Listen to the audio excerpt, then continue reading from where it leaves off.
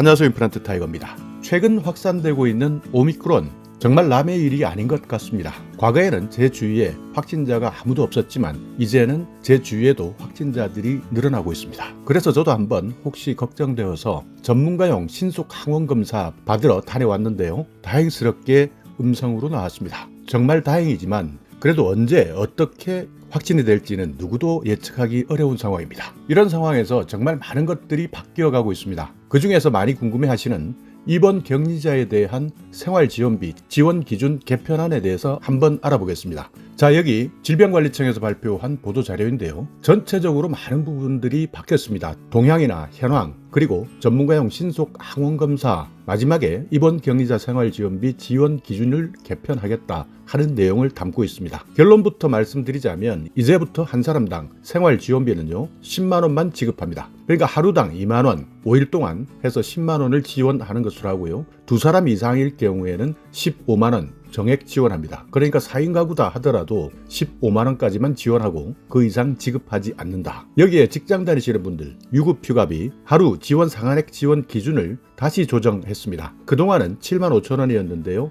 이것을 4만 5천 원에 5일까지만 인정하기로 했습니다. 그리고 일반 대기업이나 공기업 같은 경우에는 해당되지 않고요. 중소기업에 한해서만 지원해 주는 것으로 바뀝니다. 자, 여기 모든 내용을 다 보실 필요는 없고요. 마지막에 나와 있는 이번 격리자 생활지원비 조금 더 자세하게 한번 알아보겠습니다. 지난 2월 14일 생활지원비에 대한 1차 개편안을 시행했었는데요. 이전까지는 가구원 중에 한 사람만 걸려도 모든 가구원을 대상으로 생활지원비를 지원했는데 2월 14일부터 실격리자에게만 지원하는 것으로 바뀌었고요. 지원 기준도 10일에서 7일로 줄였습니다. 지원 상한액도 하루 13만 원에서 7만 3천 원으로 줄였는데요. 이 내용을 한 번 더 개편한 겁니다. 그러니까 개편 전후를 한번 비교해 본다면 지금까지는 생활지원비 한 사람이 7일 동안 격리했을 때 24만 4천 원을 받았고요. 두 사람이 격리했을 때는 41만 3천 원을 받았는데 이제부터 그러니까 3월 16일부터는 한 사람 10만 원, 두 사람은 15만 원까지로 줄어드는 것이고요. 유급휴가비 그러니까 중소기업 다니시는 분들 지금까지는 하루 7만 3천 원이었는데요. 이제부터는 4만 5천 원 이렇게 줄어듭니다. 날짜도 7일에서 5일로 이틀 줄어드는 것으로 결정되었는데요.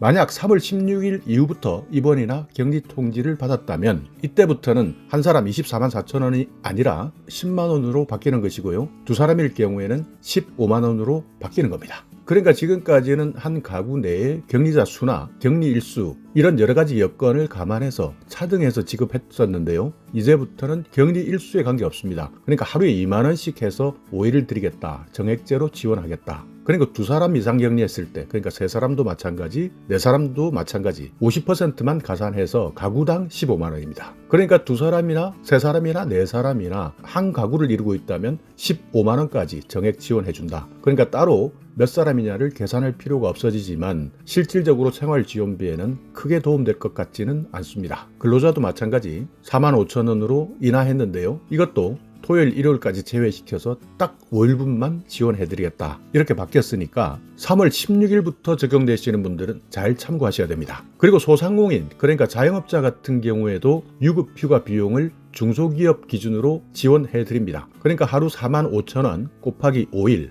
이렇게 지원받을 수 있다는 내용 기억해 두시고요. 이 개편 내용은 3월 16일 수요일부터 이번 격리 통지를 받은 분들부터 적용합니다. 자, 이렇게 오미크론 정말 대단한 속도로 전파되고 있는데요. 지금 현재 너무나 많은 분들이 확진되고 있기 때문에 정부에서 예산 그리고 지방자치단체에서 예산이 부족하기 때문에 어쩔 수 없이 현재 지급하고 있는 금액에서 많은 부분을 줄여나가고 있습니다. 만약 이 내용을 잘 몰라서 과거의 기준으로 생각하셨다가 너무 적은 생활지원비를 받는다라고 실망할 수도 있으니까요. 이 내용 잘 기억하셔서 만약 내가 확진이 된다면 그리고 격리나 입원 통보를 받았다면 생활지원비, 유급휴가비 얼마 받는지 잘 기억해 두셨다가 활용하시기 바라겠습니다. 자, 오늘 영상 여러분께 조금이나마 유익한 정보가 있었다면요. 오늘도 구독 그리고 좋아요 부탁드리겠습니다.